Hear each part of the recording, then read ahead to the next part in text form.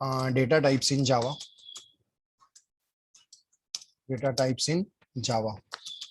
अगर हम बात करते हैं डेटा टाइप्स इन जावा की, तो कैटेगरी डिवाइड की गई है डेटा टाइप्स की।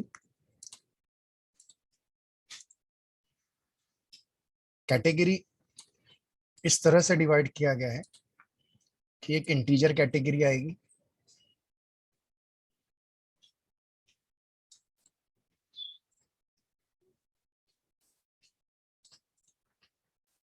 एक इंटीजर कैटेगरी आएगी, एक फ्लोट कैटेगरी आएगी, एक कैरेक्टर कैटेगरी आएगी और एक बुलियन कैटेगरी आएगी। देखो सी सी प्लस प्लस में आप पढ़ते थे वन और जीरो, वन मतलब ट्रू, जीरो मतलब फॉल्स।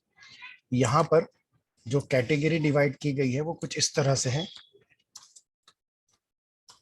एक इंटीजर कैटेगरी है, एक फ्लोट कैटेगरी है, एक कैरेक्टर कैटेगरी है और एक बुलियन कैटेगरी। इस तरह से टोटल कैटेगरी कितनी है? चार कैटेगरी क्या की गई है? डिवाइड की गई है। अगर हम इंटीजर कैटेगरी में आता है byte, byte, short, int, long. Byte, short, int, long, ये चारों के चारों इंटीजर कैटेगरी में आएंगे। उसी तरह से फ्लोट में जो आता है वो आता है, एक फ्लोट आएगा और एक डबल आता है। जो कैरेक्टर की कैटेगरी में आता है कैर आता है। और उसी तरह से बुलियन की कैटेगरी में सिर्फ बुलियन ही आएगा और ये दो ही चीजें स्टोर करेगा स्मॉल लेटर में, ट्रू स्टोर करेगा, ट्रू स्टोर करेगा और फॉल्स। वन जीरो नहीं चलता इसमें, ट्रू और फॉल्स चलता है, ट्रू और क्या चलता है? फॉल्स चलता है। इस तरह से कैटेगरी कितनी डिवाइड की गई है? चार कैटेगरी डिवाइड की गई है। एक एक करके चारों कैटेगरी हम लोग क्या करते हैं? स्टडी करते हैं। देखिए सबसे पहले अगर हम बात करते हैं बाइट की, अगर मैं बाइट की बात करूं तो हम बोलते हैं डेटा टाइप्स, हम फिर बोलते हैं नंबर ऑफ बाइट्स और उसके बाद हम बोलते हैं रेंज। उसके बाद हम क्या बोलते हैं? रेंज। तो देखिए अगर हम बात करते हैं डेटा टाइप्स की तो सबसे पहले आता है बाइट। जावा में, जावा में, जावा में एक बाइट लेगा। कितने बाइट लेगा? एक बाइट लेगा। Just a minute sir.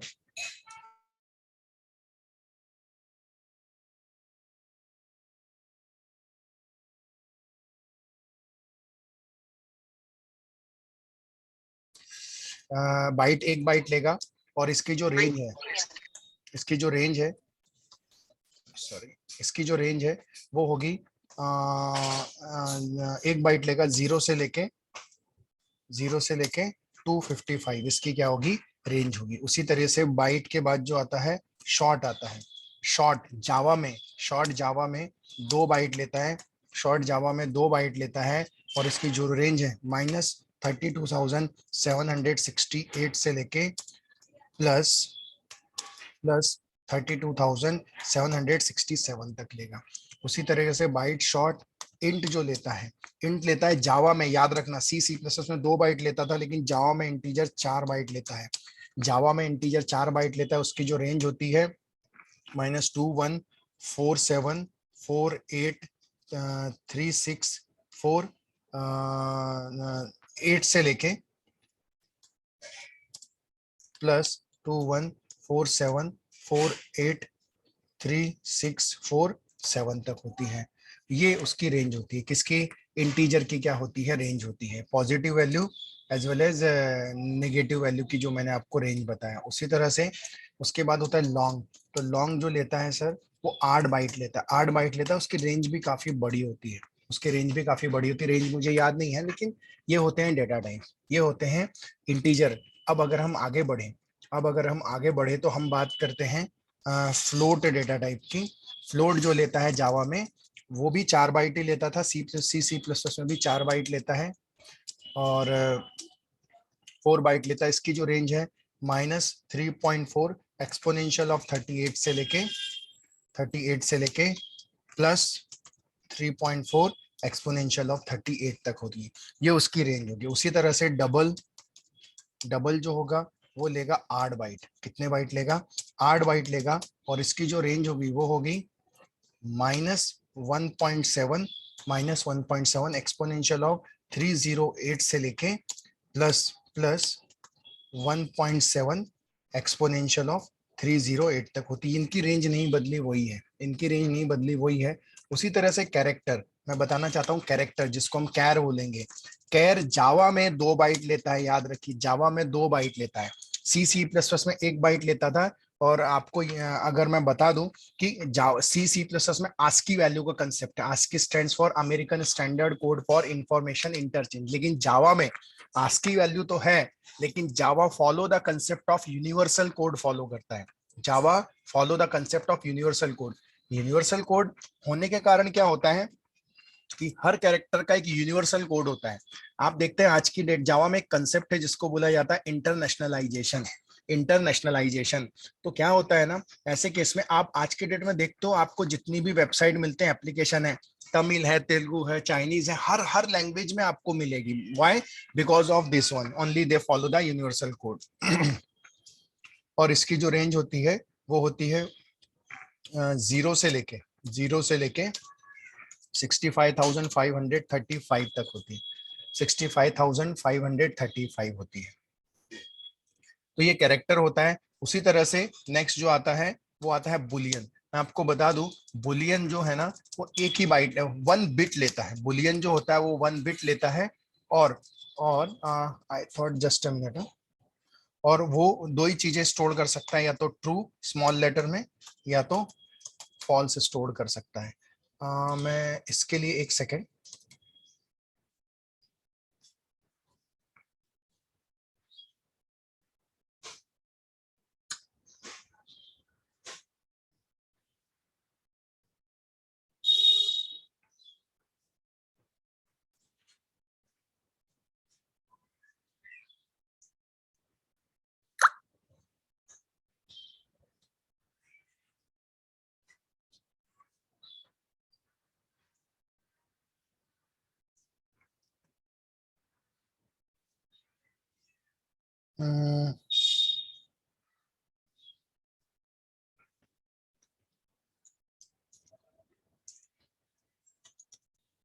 Data types in Java.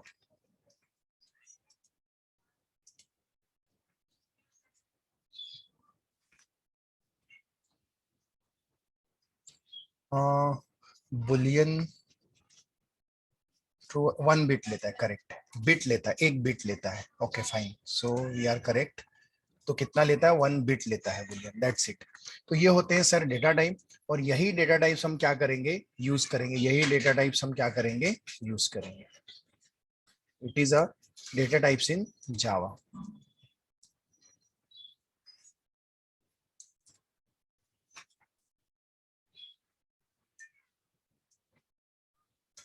अब देखिए, अगर आप गौर से देखेंगे डेटा टाइप्स इन जावा के केस में, तो आपको पता चलेगा कि जैसे कैरेक्टर था, वो कैरेक्टर जो लेता था सी प्लस प्लस में कितने बाइट लेता था? 1 बाइट लेता था। लेकिन जावा में कितने बाइट ले रहा है? 2 बाइट ले रहा है, और उसकी रेंज भी बढ़ गई है। दूसरी चीज बुलियन जो है, वो बुलियन जो रिप्रेजेंट किया है वो एक्चुअली सी प्लस प्लस में भी था, लेकिन बुलियन नहीं था वो। वन या वन मतलब ट्रू होता था, जीरो मतलब फॉल्स होता था। हम उसके लिए फ्लैग नाम का वेरिएबल जस्ट यूज करते थे। अब यहाँ पे बुलियन, जितनी भी लैंग्वेज आई है सी प्लस उसके बाद, सभी ने बुलियन ही रखा है, ट्रू और फॉल्स 1 बिट वो लेता है। अब हम जाते हैं और कुछ प्रोग्राम्स हम लेना क्या करते हैं, स्टार्ट करते हैं। कुछ प्रोग्राम्स हम लेना स्टार्ट करते हैं डेटा टाइप्स इन जावा की। अब मैं जाता हूं।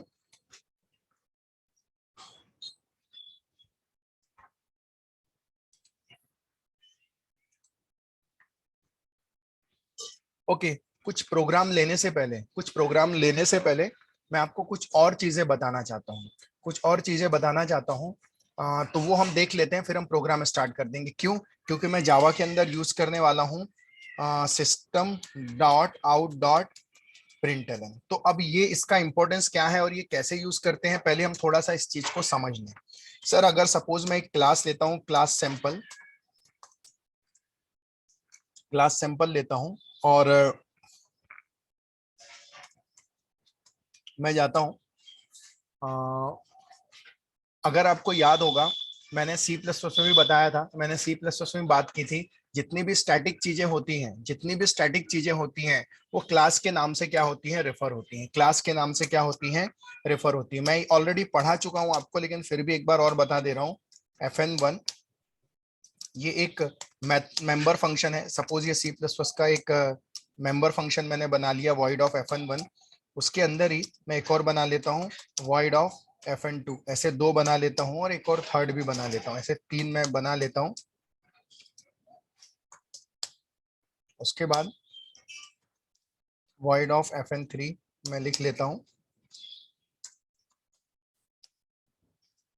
और इसको मैं क्लोज कर देता हूँ इस तरह से। और यहाँ पे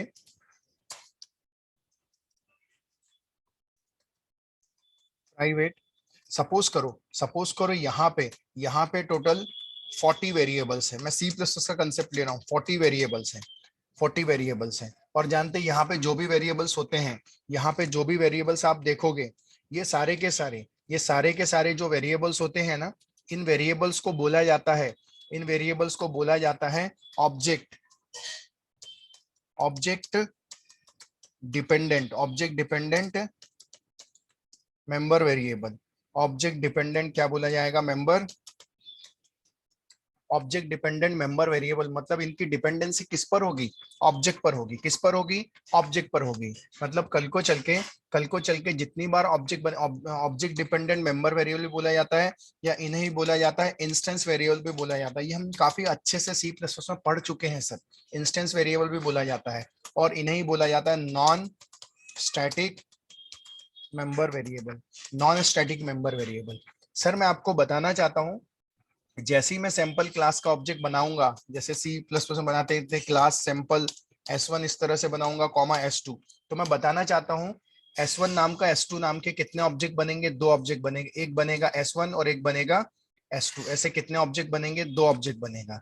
S1 बनेगा और सेकंड कौन बनेगा, S2 बनेगा। तो मैं आपको बताना चाहता हूँ S1 भी मेमोरी में कितने बाइट लेगा, 80 बाइट। सी प्लस के हिसाब से 80 बाइट लेगा। उसी तरह से S2 भी मेमोरी में कितने बाइट लेगा, 80 बाइट लेगा, 80 बाइट लेगा। अब सर कैसा है, कैसे, मैं आपको बताना चाहता हूं कि जब मैं कॉल करूंगा FN1, सपोज करो ये FN1 पूरे के पूरे 40 वेरिएबल अपने अंदर यूज कर रहा है, 40 वेरिएबल अपने अंदर यूज कर रहा है, ये यूज कर रहा है।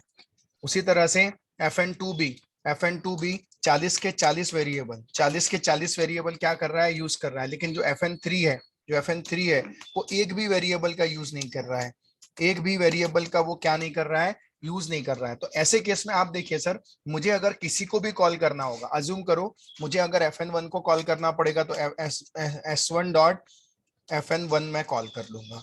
उसी तरह से S2, अगर FN2 को भी कॉल करना तो FN2 करके मैं कॉल कर लूंगा। सर जब मैं तीसरा कॉल करने जाऊंगा, तीसरा वाला S3 dot FN3 sir call तो हो जाएगा, क्योंकि ऑब्जेक्ट ओरिएंटेड का बेसिक प्रिंसिपल तो यही है ना कि क्लास के अंदर रखे गए मेंबर वेरिएबल को, मेंबर फंक्शन को क्लास के बाहर कॉल करना है तो पहले उस क्लास का क्या बनाओगे, ऑब्जेक्ट बनाओगे। क्या बनाओगे, ऑब्जेक्ट। इसको S2 से भी कॉल कर सकता हूं, ऐसा कुछ नहीं है, S3 नहीं लिखा इसलिए।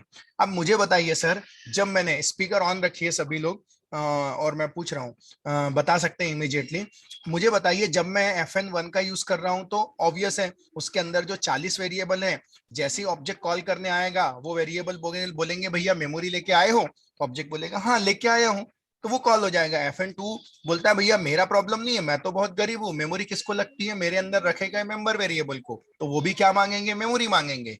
तो लाए हो, बोलता हाँ लाया हूँ।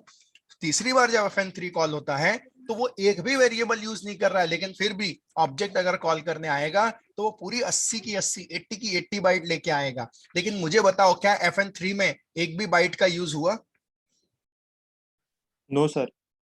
No sir. No sir. नहीं हुआ, नहीं हुआ। मतलब मुझे बताओ पूरी वेस्टेज ऑफ मेमोरी हो गई ना सर, वेस्टेज ऑफ मेमोरी हो गई। क्यों वेस्टेज ऑफ मेमोरी हो गई, क्योंकि हमने उनका यूज नहीं कर पाए, हमने उनका यूज नहीं किया। किसका यूज नहीं किया, मेंबर वेरिएबल का। लेकिन हमारी मजबूरी ये थी कि हमें मजबूरी में उसको कॉल करना पड़ा, क्योंकि बिना ऑब्जेक्ट के मेंबर फंक्शन कॉल नहीं होते हैं। तो ऐसे केस में ऑब्जेक्ट ओरिएंटेड प्रोग्रामिंग क्या बोलती है, भाई ऐसी कोई सिचुएशन आती है जो एक भी इंस्टेंस वेरिएबल को यूज नहीं करती है, तो ऐसे केस में उस मेंबर फंक्शन को बना दो स्टैटिक, उस मेंबर फंक्शन को क्या बना दो स्टैटिक। और क्लास कितने बाइट लेती है? 0 byte. 0 byte. Correct, 0 byte. Class 0 byte लेती है। तो अगर आपको कॉल करना है तो डायरेक्टली क्लास का नाम सी प्लस प्लस में scope resolution operator double colon और FN3। सर आप इस तरह से भी कॉल करोगे तो सर ये इस तरह से कॉल करोगे तो बिना मेमोरी के भी आपका काम चल जाएगा सर। सर इसके ऊपर वाली लाइन भी सही है सर, लेकिन अप्रोच सही नहीं है सर, वो अप्रोच गलत है, अननेसेसरी वेस्टेज ऑफ मेमोरी हो रही है, इसलिए ये ऊपर वाली अप्रोच कंपनी फॉलो कभी नहीं करती। अगर ऐसे केस में हम स्टैटिक को क्लास के थ्रू क्या करते हैं, कॉल करते हैं। यही चीज अगर जावा में होती सर, यही चीज जावा में होती तो जावा ऐसे कॉल करता है, सैंपल डॉट लगाता है, उसके पास कोई स्कोप रिजोल्यूशन ऑपरेटर नहीं, सैंपल डॉट FN3। इस तरह से आप इसको किस तरह से कॉल कर सकते हो, ये जावा में आप कॉल कर सकते हो। और ऊपर जो देख रहे हो आप ऊपर, ये आप किस में कॉल कर सकते हो, ये आप कॉल कर सकते हो सी प्लस प्लस में। किस में कॉल कर सकते हैं? C plus. तो सी प्लस प्लस का अप्रोच ऊपर का है, वहां स्कोप रिजोल्यूशन था, और जावा में डायरेक्टली कैसे कॉल करोगे, डॉट लगा के आप लोग क्या करोगे, कॉल करोगे। मुझे बताओ इतना समझ में आया क्या? Yes, Yes, sir. sir. मतलब इससे हमने दो चीजें सीखी। पहली चीज, कोई भी स्टैटिक चीजें हैं वो क्लास से रेफर होगी। कोई भी स्टैटिक चीज होगी, अगर स्टैटिक मेंबर फंक्शन होगा, स्टैटिक वेरिएबल होगा, स्टैटिक ऑब्जेक्ट होगा, तो वो क्लास से रेफर होगा। लेकिन जो नॉन स्टैटिक चीजें हैं वो ऑब्जेक्ट से रेफर होंगी। किससे रेफर होंगी? ऑब्जेक्ट से। चलिए अब मेरे एक सवाल का जवाब दीजिए आप लोग। मैं जाता हूं, मैं यहां पे एक क्लास बनाता हूं, मैं लिखता हूं क्लास सिस्टम, यहां जाता हूं public static print writer out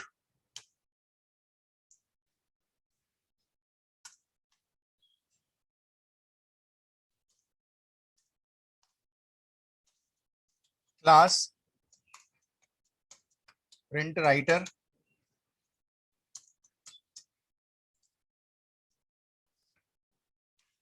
public void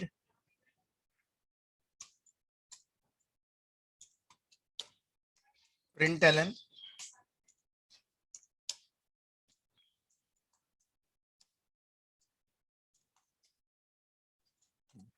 अब सर आपके सामने ये ये प्रिंट राइटर है, ओके। इसके अंदर ये println मेथड है, ये मेथड नॉन स्टैटिक है। आपको इस मेथड को कॉल करके बताओ, println को कॉल करके बताओ कैसे कॉल करोगे आप। इतने ही रिसोर्सेस में आपको कॉल करना है, आप जरा गौर से देखो पूरा और फिर कॉल करके मुझे बताओ।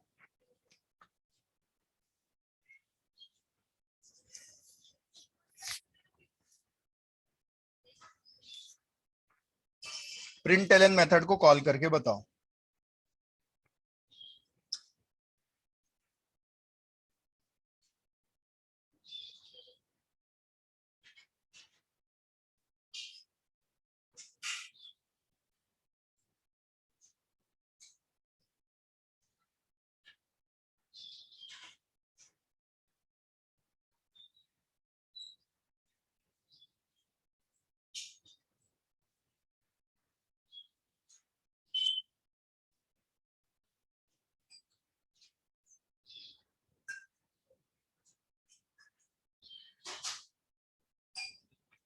मेरी आवाज आ रही है सभी को?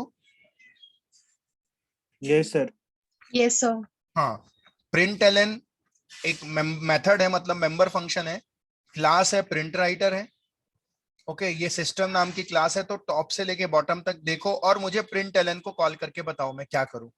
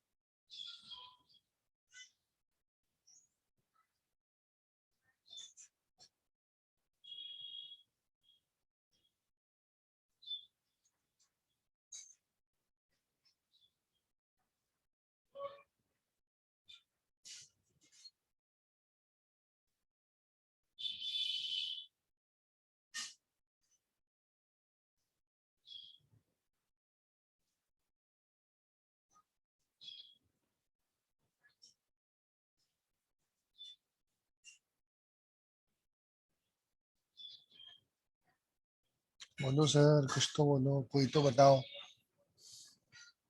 सर पहले ऑब्जेक्ट क्रिएट करना पड़ेगा ना? हाँ तो वही तो मैं बोल रहा हूँ कि सारी चीजें अवेलेबल हैं, बस आप लोग को समझना है वो चीज कि कहाँ क्या है, और कॉल करके बताओ मुझे।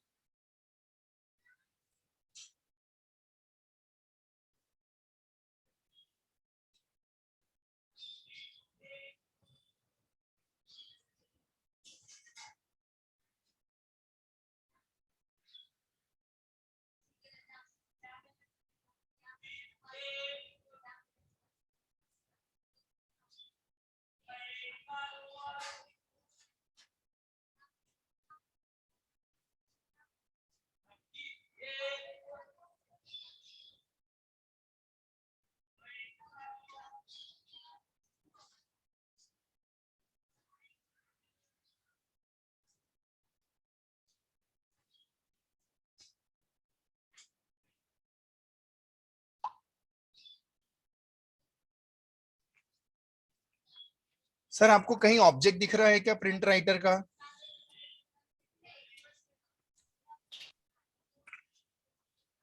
No sir. ओके। सबको आवाज तो आ रही है? दीपाली, निकिता, जो यस सर।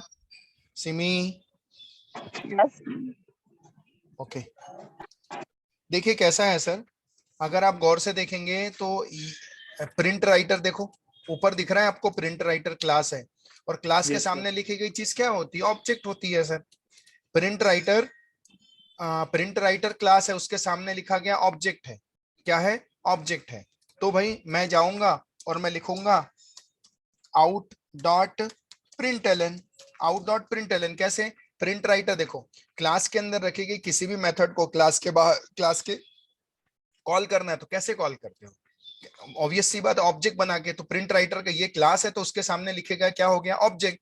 तो मैं कॉल कैसे करूंगा? प्रिंट राइटर का क्लास का ऑब्जेक्ट, तो आउट डॉट प्रिंट एलन। लेकिन प्रॉब्लम ये है कि जब मैं आउट डॉट प्रिंट एलन लिखने जाऊंगा तो पूछा जाएगा भैया आउट कहां से आया, तो हमको बताना पड़ेगा। आप गौर से देखें, आउट जो है ना, क्लास के सामने आपने स्टैटिक लिखा है, इसलिए ये बन गया स्टैटिक ऑब्जेक्ट, ये बन गया स्टैटिक ऑब्जेक्ट। तो ऐसे केस में जितनी भी स्टैटिक चीजें होती हैं वो क्लास के नाम से कॉल होती है। तो ये किस क्लास के अंदर है? ये सिस्टम क्लास के अंदर है। इसलिए आप यहां जाके लिखोगे system dot out dot println. फिर से देखो सर, जो प्रिंटलन है ना, ये नॉन स्टैटिक मेथड है, ये बात तो श्योर है, क्योंकि इसको हम ऑब्जेक्ट से क्या कर रहे हैं? कॉल कर रहे हैं, तो इसलिए हम लिख रहे हैं आउट डॉट प्रिंटलन। लेकिन ये जो आउट है ना सर, ये स्टैटिक ऑब्जेक्ट है। क्यों स्टैटिक है? क्योंकि देखिए यहां तो दिख रहा है आपको, लेकिन चूंकि स्टैटिक है इसलिए हमें किससे कॉल करना पड़ेगा? अभी थोड़ी देर पहले बताया था, क्लास के नाम से। इसलिए हम लिखेंगे system dot out dot println. तो आपसे किसी ने पूछा कि ये system dot out dot println क्या है, तो आप ये मत बोलना कि इससे प्रिंट होता है, आप ये बोलना सर जो प्रिंटलन है एक नॉन स्टैटिक मेथड है। जो प्रिंटलन है सर, जब आप डेवलपमेंट में जाते हैं ना सर, जब आप कोड देखते हैं तो आपको कई लाइंस ऑफ कोड होता है सर, वो आपको पढ़ना पड़ता है और समझ के फिर स्टडी करना पड़ता है। यू कैंट बिलीव इट, हजारों हजारों लाइन के कोड होते हैं सर। आपको आइडेंटिफाई करना होता है कि किस तरह से कोड वर्क कर रहा है। तो सर आपसे किसी ने पूछा कि ये प्रिंटलन क्या है, तो आप बताओगे सर ये एक नॉन स्टैटिक मेथड है। ये एक नॉन स्टैटिक मेथड है। कैसे पता चला? ऑब्जेक्ट कॉल कर रहा है। लेकिन सर ये जो ऑब्जेक्ट है ना, ये जो ऑब्जेक्ट है ना, ये एक स्टैटिक है। क्यों? क्योंकि क्लास के नाम से हम उसको क्या कर रहे हैं? रेफर कर रहे हैं। फिर से सुनो और डेप्थ में जाता हूं। प्रिंटलन क्या है? ये एक नॉन स्टैटिक मेथड है, लेकिन ये जिस क्लास के भी अंदर है, ये जिस क्लास के भी अंदर है ना सर, उस क्लास का ऑब्जेक्ट आउट है।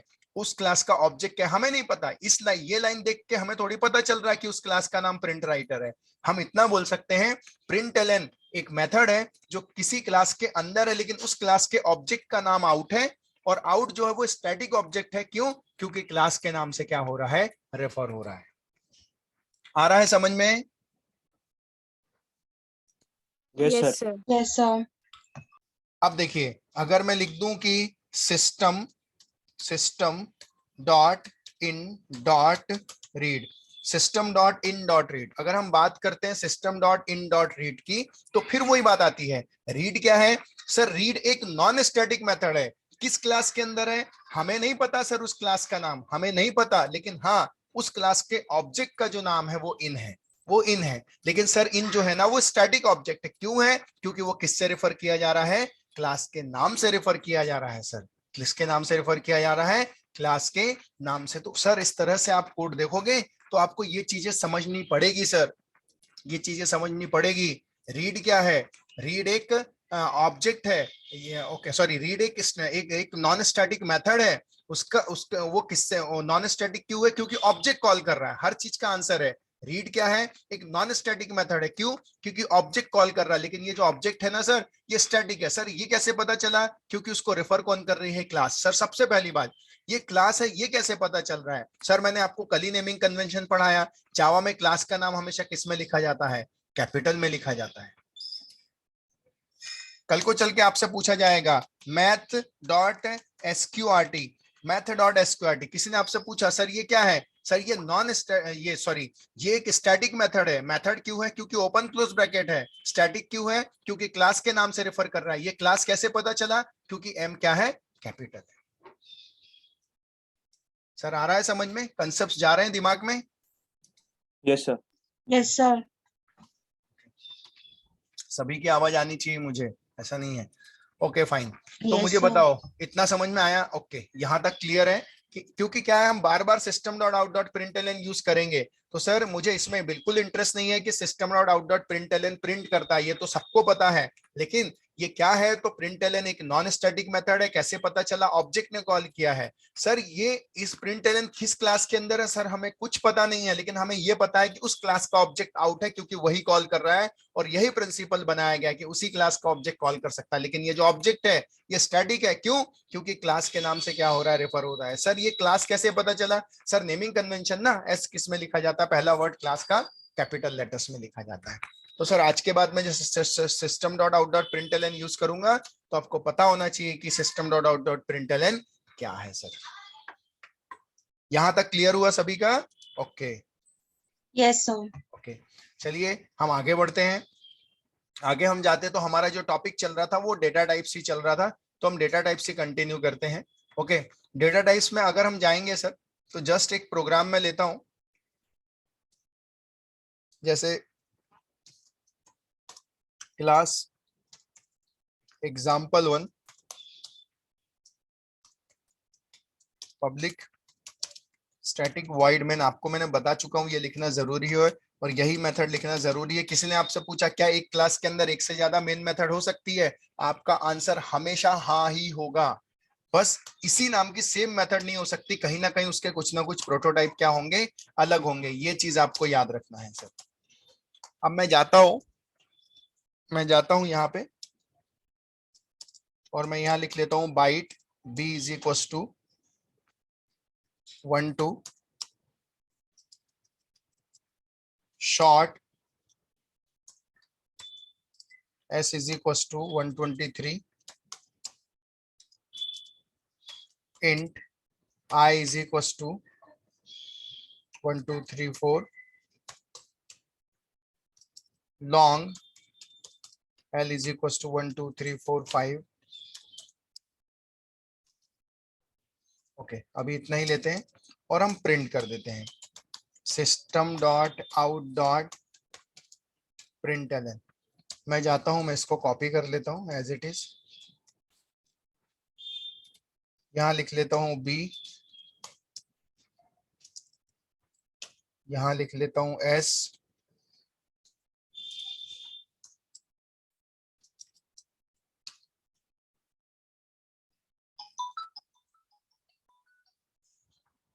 के बाद मैं यहां लिख लेता हूं बाइट शॉर्ट आई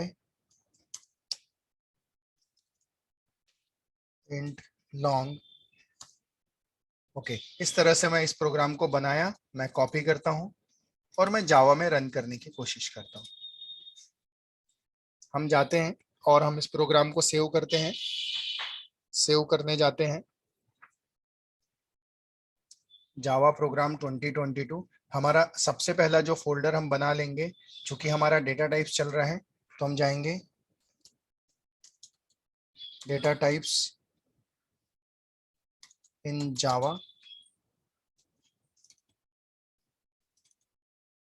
हम जाते हैं example1.java, हम जाते हैं, इसको सेव करते हैं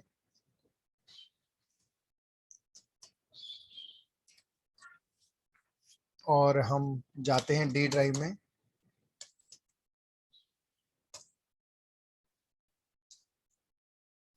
cd